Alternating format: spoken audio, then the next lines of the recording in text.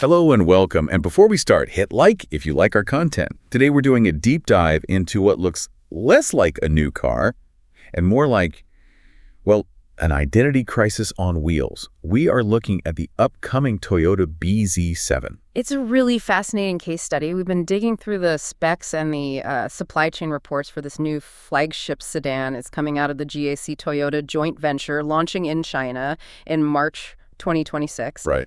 And when you look at who's making the components, you start to wonder, is this actually a Toyota or is it a Huawei smartphone that just happens to have a Toyota badge on it? Yeah, that is the big question here, isn't it? Okay, so let's start with the basics. The physical car itself, the dimensions on this thing are, well, they're huge. Oh, it's massive. The specs listed at over 5 meters long. So that's just a bit shy of 200 inches. So we're not talking about a Corolla here. This is squarely in Toyota Crown territory. Exactly. It's much bigger than a Camry. It's really designed for that chauffeured class, for the Chinese market. It has a very sleek electric look. The split headlights are a bit like the new Prius. And the Lidar sensor pod right on the roof. Right on the roof. You can't miss it. Which just screams high tech. But then, and this is the part I find hilarious, you get to the door handles.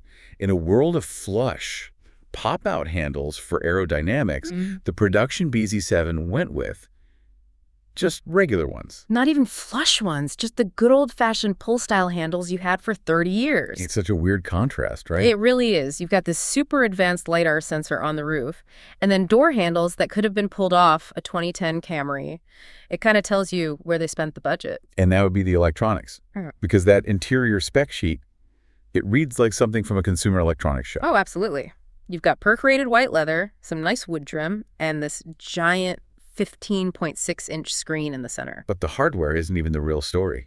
It's the software that's running on it. Right. This is the aha moment for you listening. Legacy car makers, they always struggle with software.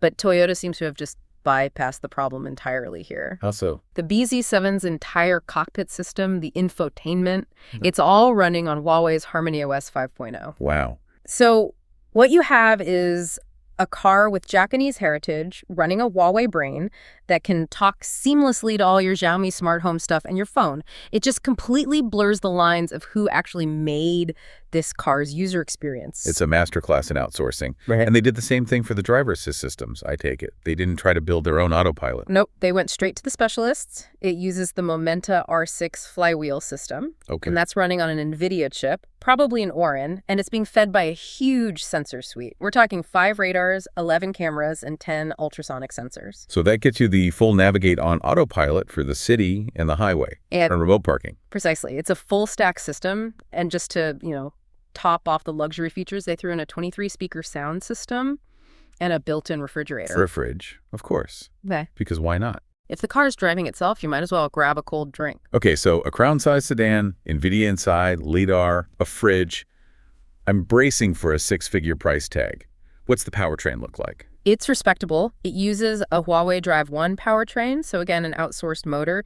It pushes out about 207 kilowatts, which is around 278 horsepower. And the batteries? They're lithium iron phosphate, or LFP, cells from CATL. LFP is the key there. That's the cheaper, more durable chemistry. Exactly. And that gives it a range between 600 and 710 kilometers, depending on the trim. But using LFP batteries and local suppliers like Huawei, that allows for a price that just sounds impossible to us. The reports are saying around 200,000 yuan. That's the target, yeah, which converts to, what, roughly 29,000 US dollars? 29,000 dollars. Yeah. For a flagship self-driving executive sedan. That just shows you how brutal the price war is in the Chinese market. It's a staggering value proposition. But, and this is the bad news for our listeners in North America or Europe. Oh, don't say it. I have to. The sources are pretty clear on this. It's a China-specific model. It's extremely unlikely to ever come over here. That's a shame, but it really is a window into a completely different automotive world. It is. And it leaves us with a pretty provocative thought to chew on. I mean, if Toyota is providing the chassis and the badge, but Huawei provides the motor, the software, and the brain, at what point does Toyota stop being the car manufacturer? At what point do they just become the hardware assembler for a tech company? That's a shift that could redefine the whole industry. A really fascinating thought. Stay tuned for more automotive news, and goodbye.